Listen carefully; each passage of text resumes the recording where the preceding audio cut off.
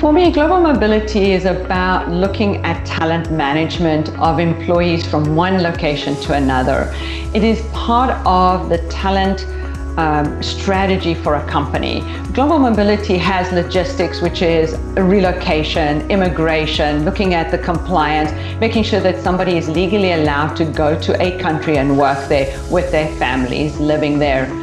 But actually, for me, global mobility is also about the talent management. How do we make sure that we have the right people moving from one location to another, that they're going to be successful in their new location? And as professionals in this field, we have all the resources, the knowledge, and the experience to be able to advise the business on that. And global mobility is including the talent management part, the help with talent acquisition, and of course the logistics to move somebody from one location to another. It's interesting when we think about how global mobility will evolve in the future, because there's what everyone's talking about these days, Gen AI, how are we leveraging technology to manage our program and our processes. But I think the beauty about global mobility is, my true answer is, I don't know. I don't know how it's going to evolve. And that's what makes it exciting and new and fresh every day. All of a sudden, at some point, Cuba is open and we can send people to Cuba. And now I have to learn how to do that. Or all of a sudden, a war breaks out somewhere and we have to deal with whatever repercussions come with that. Or maybe there's a new head of state that has been elected in a certain country and we have to deal with the ramifications that come with that. So it will be very interesting to see. I do think change is happening at a rapid pace, but one thing we can be sure of is that there will always be change and always new things to learn. We definitely play a huge role in the employer value proposition if you want to use global mobility. Global mobility is actually facilitating the being enabler of possibility from an employee perspective. Build up attractiveness of the company, showing what's actually feasible, and also sharing stories with others who's actually done the assignment journey or another international experience. So I think both from an attraction perspective and also just to drive more talents to the organization, definitely mobility can be part and should be part of the employee value proposition.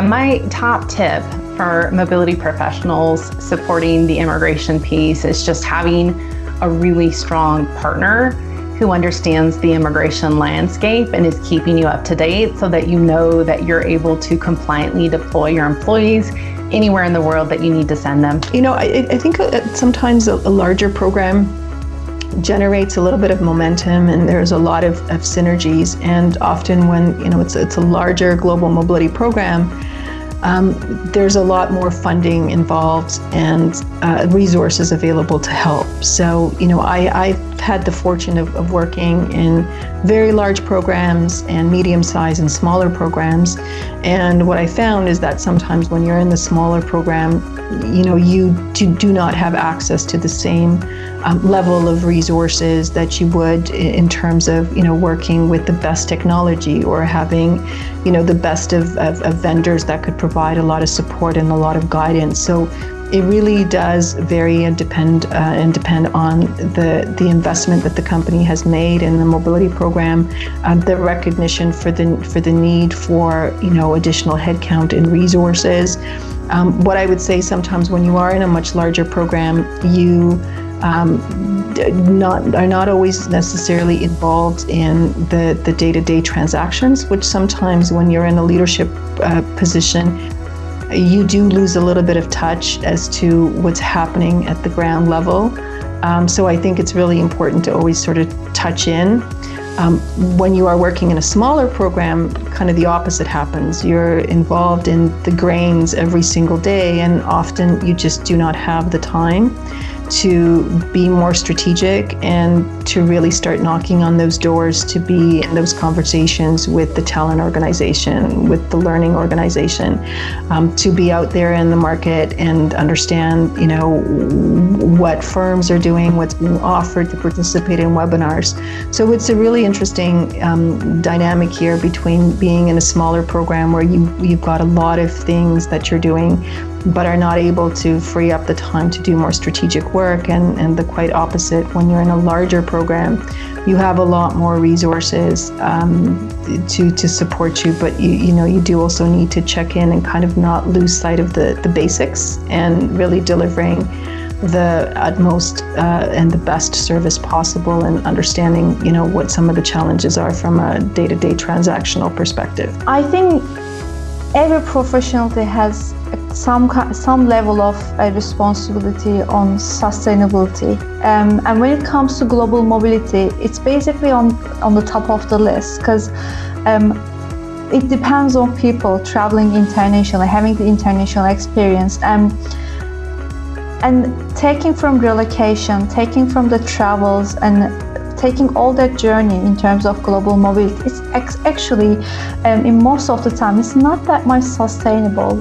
So we have the responsibility to ask that question: how can we make it much more sustainable in our function, in global mobility function? The group HR function hold a great deal of respect for the mobility role. When I was interviewed for the role, I recall them saying, "Karen, we don't know what we don't know and we need help." And so they were very, very open. They were open book to learning and understanding where they could increase and heighten their compliance and governance around their offshore footprint, but also around navigating their aspirations to move and grow further in the international space. So for me, that came with a very warm welcome and a great deal of open-mindedness to the concepts and the foreign jurisdictions that I help them navigate on a daily basis. I would say just continuing to educate the business and continue to have open dialogue with your stakeholders within the organization. So I know for myself, I have regular meetings with our legal team, with our tax team. I constantly am joining in on our talent acquisition team meetings to provide various updates. It's just continuing to keep those lines of communication. Doing so, you build trust and you build a foundation for ensuring that those teams and those stakeholders know who to go to when the time comes. So I think it is actually important for the leaders to understand what are the potential risks that will bring to the company in terms of the remote work, because the leaders, they are the ones who understand their team members well, and they will be able to assess whether a remote work should be approved or not. So by them understanding the potential risks that might bring to the company as well as to the individual, that will actually allow them to make a better decision when such request is being raised over to them. I think it's always really uplifting when assignees are so thankful to you and grateful for the assistance in getting them and their families on their assignment safely. I work a lot with immigration and just the exuberance that a lot of people feel when they get a visa, or if there have been some challenges getting a visa and it comes to fruition. It's very rewarding when you get those heartfelt messages of thanks, and when people are just report to you what a great experience that they've had.